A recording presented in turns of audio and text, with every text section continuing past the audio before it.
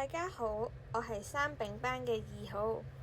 今日好高興同大家分享一本令我深受啟發嘅書《這杯咖啡的溫度剛好》。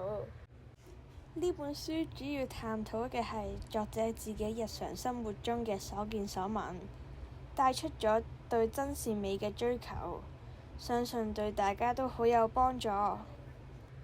這杯咖啡的溫度剛好係由張曉峰所作嘅，佢係由52篇文章結合而成，題材都係一啲我哋日常生活中司空見慣、平平無奇嘅事情。事情雖然瑣碎，但係喺作者嘅筆下卻化為富有教育意義嘅課程。佢令我了解到享受當下嘅價值觀。書中強調，即使喺繁忙嘅生活中，都可以揾到平靜同快樂嘅瞬間。無論係同朋友一齊傾偈，定係靜靜咁樣欣賞美麗嘅風景，呢啲看似平凡嘅時刻都充滿咗意義。對我嚟講係非常新鮮同吸引。當中我印象最深刻嘅係粉紅色的挑髮針。呢篇散文裡面，作者通過角色嘅日常生活同互動，描繪出友誼嘅深刻意義。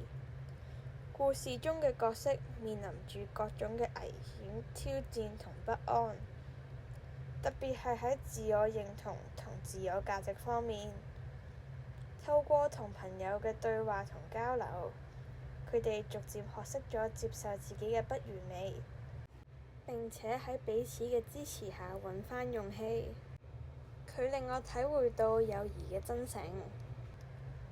真誠嘅友誼在於彼此嘅支持同理解。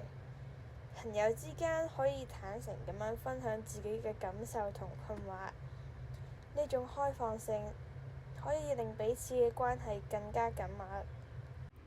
真摯嘅友誼可以同我哋一齊共度難關。喺面對挑戰嘅時候，擁有真誠嘅朋友能夠提供情感上面嘅支持，令人感受唔到孤單。呢種友誼令角色喺困難之中揾返力量，並勇於面對生活中嘅各種挑戰。另外，佢令我反思到，我哋應該要接受不完美。其實接受不完美係意味住學識欣賞自己嘅缺點同不足。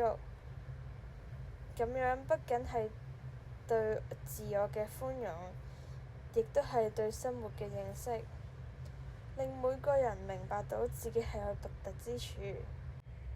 接受不完美，亦都代表住我哋理解到成長係一個不斷學習同調整嘅過程。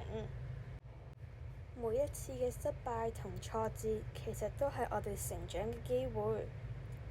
呢種心態可以令我哋可以更加好咁樣面對未來嘅挑戰。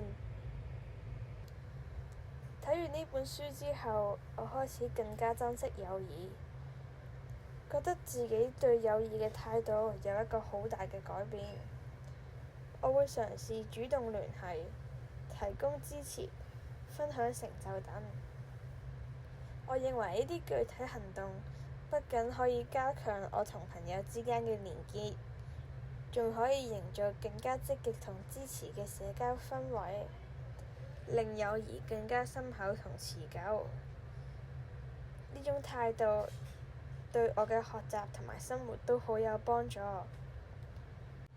總括來說，這杯咖啡的溫度剛好係一部值得一讀嘅好書。我記得書中講過一句：每一張紙都係一節樹木為我哋粉身碎骨之後嘅遺容。